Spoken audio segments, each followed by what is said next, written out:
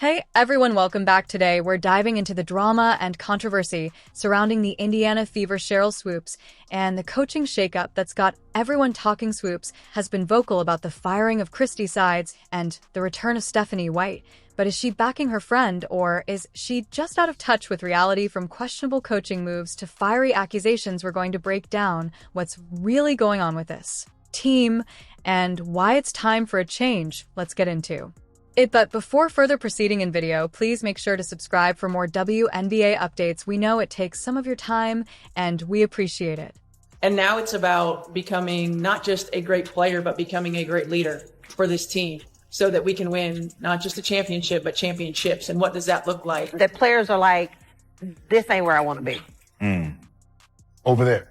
Yeah. So you have players that are very significant on this Indiana Fever team that are like, Sheryl Swoopes is stirring things up with bombshells after receiving a tough reality check from none other than Stephanie White. As you all know, Sheryl doesn't hold back when it comes to speaking her mind, and she's been nonstop accusing everyone of treating Christy Sides unfairly, her best friend, and the former coach of the Indiana Fever. And for the most part, I totally agree with you. I think Christy did as good of a job as she could have. To Sheryl, Sides was let go for no valid reason, and the entire firing was a huge injustice.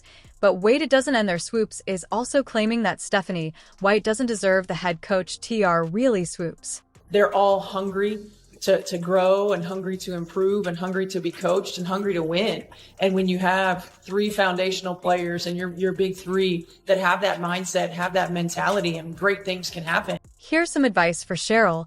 If you don't want to be roasted by the entire Indiana fan base, maybe keep your enormous nose out of others' business. Honestly, nobody asked for your opinion, and you're just digging yourself into a deeper hole now. Let's break down how we got into this mess, shall we? So are you surprised by Caitlin Clark and the Fever's improvement since the Olympic break? 20 points, 8.4 assists, 6 rebounds. That's crazy. But 5.6 those are turnovers hell of too. a number. Those are hell of a numbers. But to me, that's not dominating. Sheryl Swoopes thinks she's playing the hero by defending Christy Sides, but let's face it, she's just embarrassing herself. She acts like Sides is the second coming of Pat Riley or something, but all she's doing is making herself look delusional. Christy Sides was fired from the Indiana Fever for one reason, and one reason only: she wasn't good at her job. Yet here's Swoopes holding on to her like a lost puppy, as if defending a AAR coach will somehow make her a coaching expert.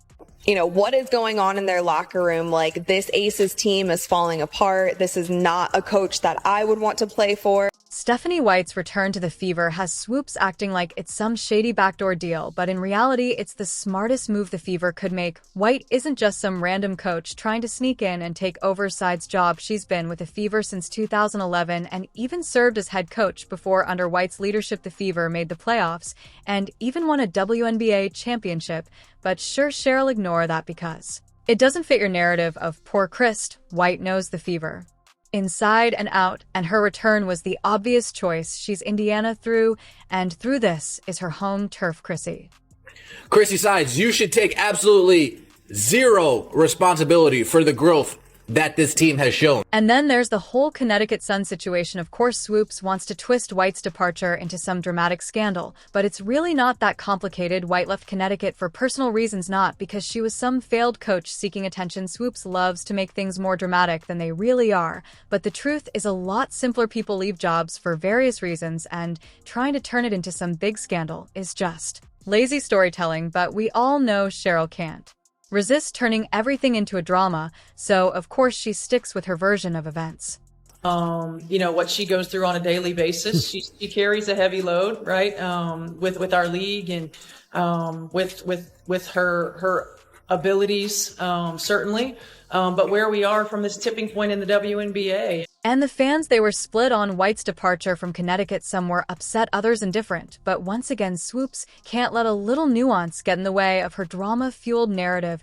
She wants us to believe it's some grand scheme to steal Chris' job, but the reality is White's return is a logical, grounded decision for the Fever's future. No amount of emotional rambling from Sheryl is going to change that. It's really exciting. I mean, certainly, you know, you think about Kelsey Mitchell, and she's been through the lulls in the Indiana Fever franchise, and now to be on the other side of that, as a cornerstone. And every team has a big three, right? And you think about having a great wing like her, and a great point guard, and a generational player in Caitlin Clark. Bottom line, Swoopes is too emotionally wrapped up in this drama to see the bigger picture. She's so focused on defense her friend and making the firing about politics rather than performance that she's ignoring the obvious truth the Fever needed a change, and Stephanie White's return was exactly what they needed. Meanwhile, Swoopes can keep playing the victim, but the truth remains simple. Christie's sides didn't deliver, and the Fever made the right decisions. Sorry, Sheryl, but sometimes supporting your friend means acknowledging when they didn't get the job done.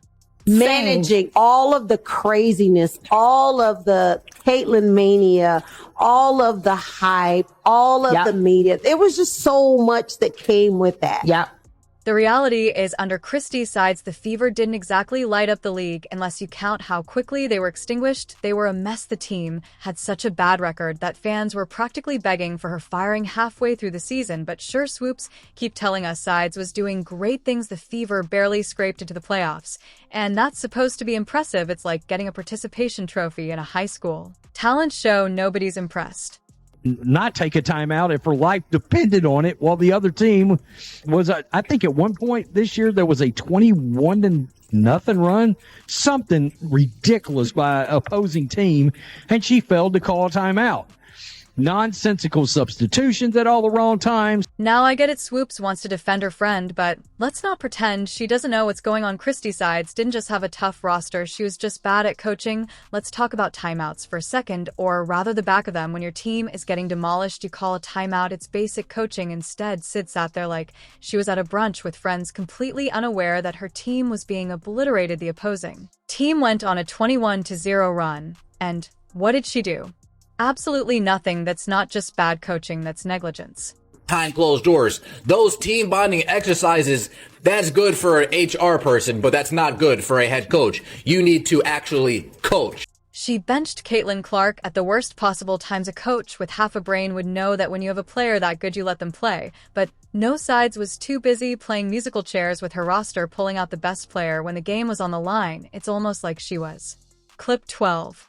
All we do is have fun. With Caitlin Clark, we never take anything serious. Like I tell people all the time, she's really a kid at home.